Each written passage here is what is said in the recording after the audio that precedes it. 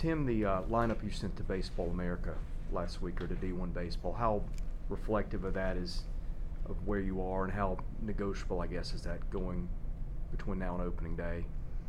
I didn't write it, so probably not very reflective. Well, I guess it's reflective of that day, but beyond that day, things can change anytime. So I think there's still a lot of open spots right now in terms of the infield and the outfield, for that matter. I had a lot of missing players during the course of the fall, so it's good now that they're out there and will be healthy at this point. How much depends on where you put Austin, and do you think it's third right now? Yeah, I think between short and third and center field, I think those are the three spots that I feel like he can really help us if he's in the center of the field. Him playing in the infield is good for a lot of different reasons, because he's a good communicator, and it's good to have that type of gamesmanship closer to the hitter. But if you watch him shag balls in the outfield, you know that he's pretty good out there too, and can take away a lot of stress from balls being hit in the gap. So he has a lot of defensive value. You've had to turn the page, or you've got to turn the page after a championship or a really good year. A lot of your players have never done that before. Is it difficult, do you think, for them to do? What's the challenge there? I think it can be. I mean, I think it's only normal that after the season's over and they get back, that there's a celebratory phase that needs to take place, because you want to honor the kids and the team that did it.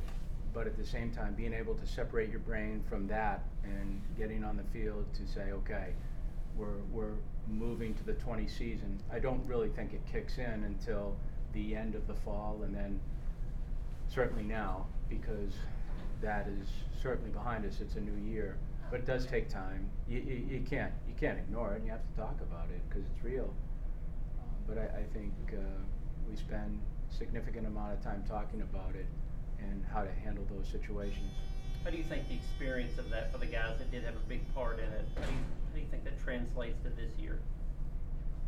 The experiences always help. Now, it's all about playing the best of your ability, but I think when you've been through some moments and high temperature moments in big venues, games that have meaning, games that you have to come back from, pivotal moments, to be able to put yourself in those situations, and then when it happens again, you start to have some fallbacks on what you do with your mind, what you do to breathe in those moments, and how you react. And I think the other part of that is the kids that have been there before, how they can communicate that and convey that to younger players to try to prepare them moving forward. You win it all in 2014. You're number one by everybody in 2015. You win it all last year. You're one or two by everybody this year. The lineup would be where that comparison maybe falls apart, because you lost a lot more of those guys coming into this year. But where do you see those situations as similar? Where do you see them as different? It's different just because 14 to 15, you didn't really have as much of a drop-off from a positional standpoint. There were a lot of returning players. In this case right now, there's a lot of new faces on the positional side. And there's some on the pitching side too. But also there's some pitchers who have been in those moments you talked about. So I would say that certainly is beneficial to that side of the baseball. To this side of the baseball, speaking in terms of offense, that's new, that's inexperienced. But the one thing I can say about the younger guys that have come in, the freshmen, and really to a man, is there's a great deal of maturity. They've been impressive in terms of how they've handled themselves socially and academically, which is a big start. Yeah.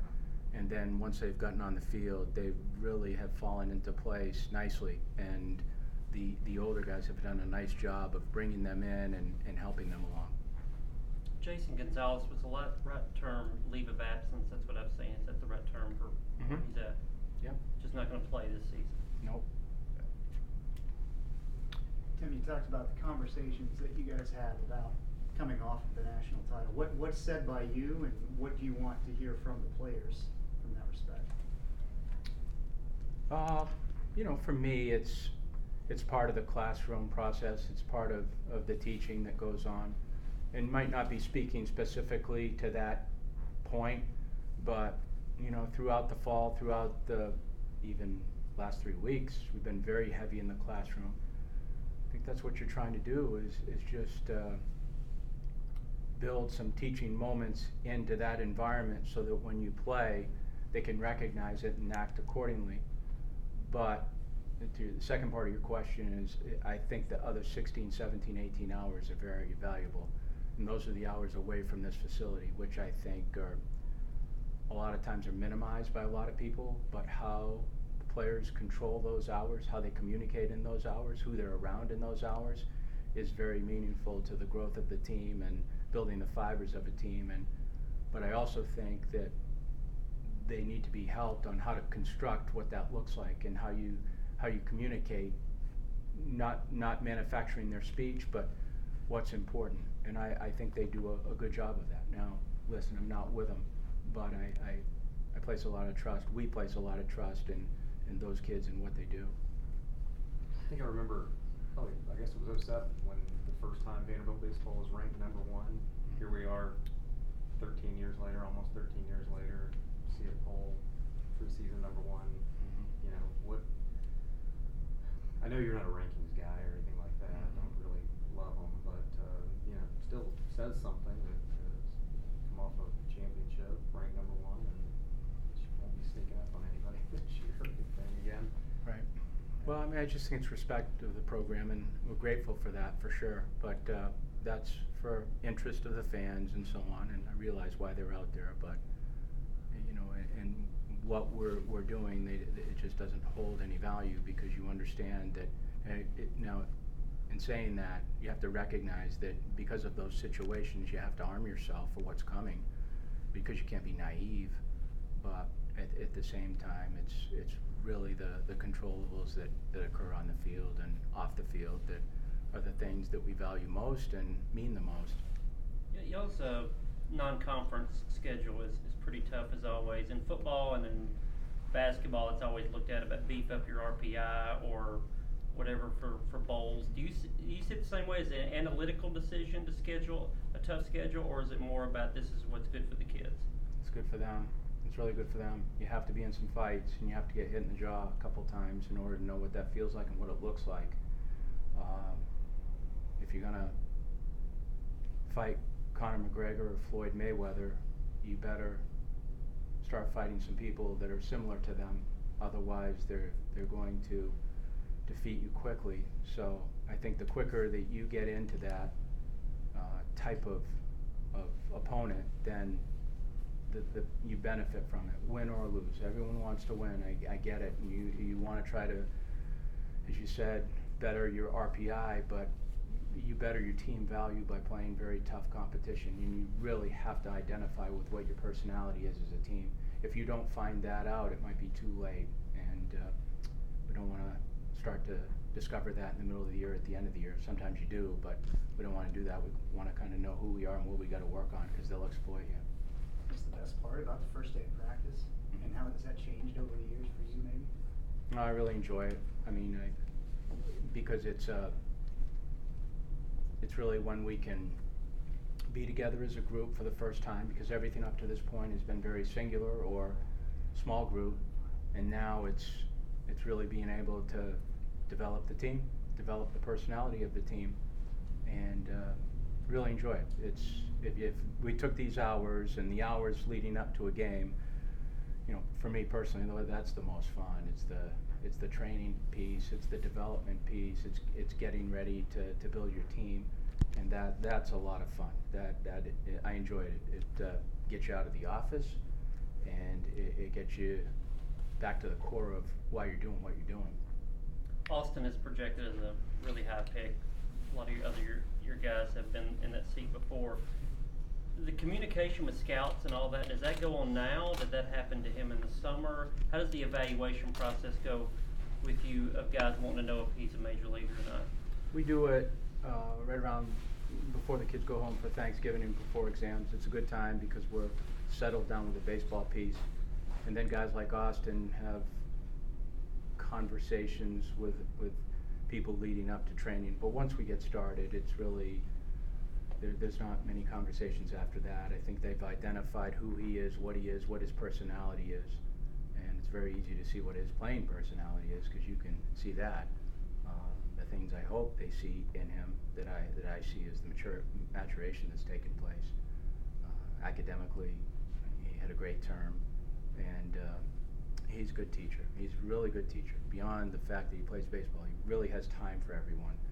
And I appreciate that so much in a player, where an older kid has time for everyone on the team, and he really does. So he does a lot for the program.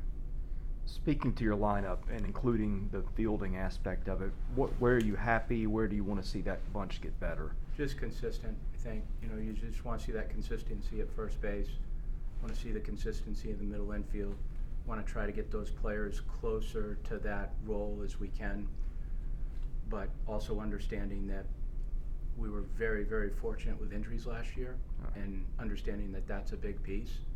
And an ankle roll means the change of position and someone else has to play there. So I think using these 3 weeks right here and increasing depth on your team is very important, but I just want to see consistency in handling the ball more than anything else. We want to see consistency in doing that, because that's going to be a big factor. It's one thing to have pitchers, but you have to be able to catch and throw the baseball accurately, and that's what we're striving for right now.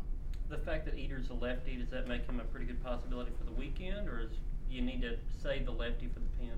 No, I think he gives himself a chance, I think, for that, because of how he's come. He continues to develop. He's got a great hunger for pitching. He loves it, and he's in that lab all the time. But he's enjoyable to be around. But he's, from a starting pitcher standpoint, he gives himself a chance for sure. How do you approach it with Kumar, with all the everything that went on last year and everything that's going to be put on him this year, with the expectation, probably a prohibited college player of the year? So how do you work that with him, and what's he like in dealing with that? Low maintenance player. He just comes to this environment and he's ready to go every single day. He I'm sure hears certain things, but he's certainly just in the middle of team environment and his own individual development. Now we have those conversations, the personal conversations. I wouldn't say many. We've had some during the course of the fall, which is good for me to understand what's going on in his mind and for his own development.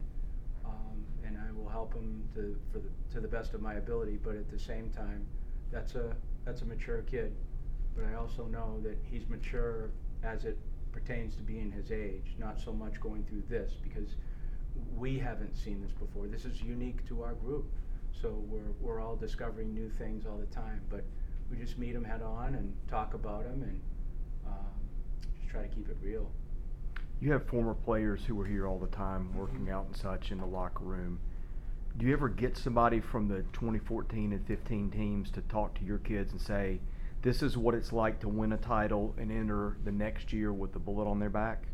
We haven't done that specifically to that point, but I do believe those conversations exist.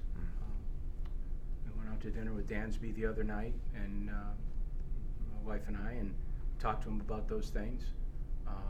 Talk to the players all the time about those things, and our players are good about mingling with our current players. The alumni is good about mingling with them, and for good reason. I think they give them the heads up on certain things, and because they've been through them,